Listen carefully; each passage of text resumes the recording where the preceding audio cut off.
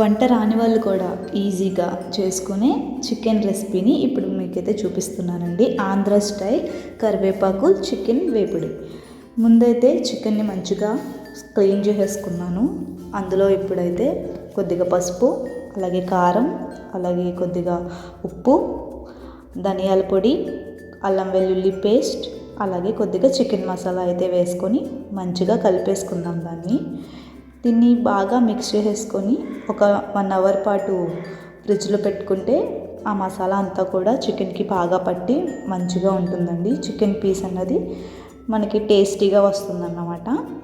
అయితే ఇక్కడ ప్యాన్ పెట్టుకొని ఆయిల్ వేసుకొని, ఆయిల్ హీట్ అయిన తర్వాత కొద్దిగా కరివేపాకు, అలాగే పచ్చిమిర్చి చీల్చుకొని వేసుకోండి. ముందుగా మనం కలిపి పెట్టుకున్న ఈ చికెన్ని ఇప్పుడు అందులో వేసుకొని బాగా కలిపేసుకోవడమే. చికెన్ ఆయిల్ని అబ్జర్వ్ చేసేంత వరకు బాగా కలిపేసుకోవడమే. దాని మీద మూత పెట్టి బాగా మగ్గనివ్వండి. అలా 2-3 టైమ్స్ మంచిగా మగ్గేంత వరకు బాగా కలుపుకోండి.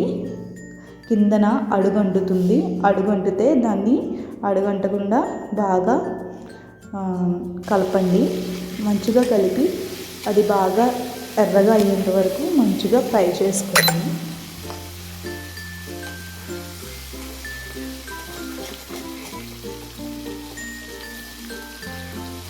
ఇప్పుడు ఈ స్టేజ్లో మీకు కనుక ఇలా డ్రైగా నచ్చితే రసం పెట్టుకొని హాయిగా తినేవచ్చు అన్నమాట.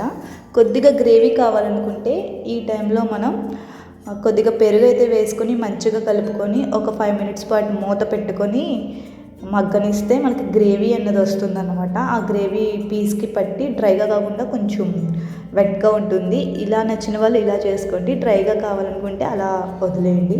సో ఇంక మన చికెన్ ఫ్రై అయితే రెడీ అయిపోయింది. చూసారుగా. మీరు కనుక నా ఛానల్ ఫస్ట్ టైం చూస్తున్నట్టయితే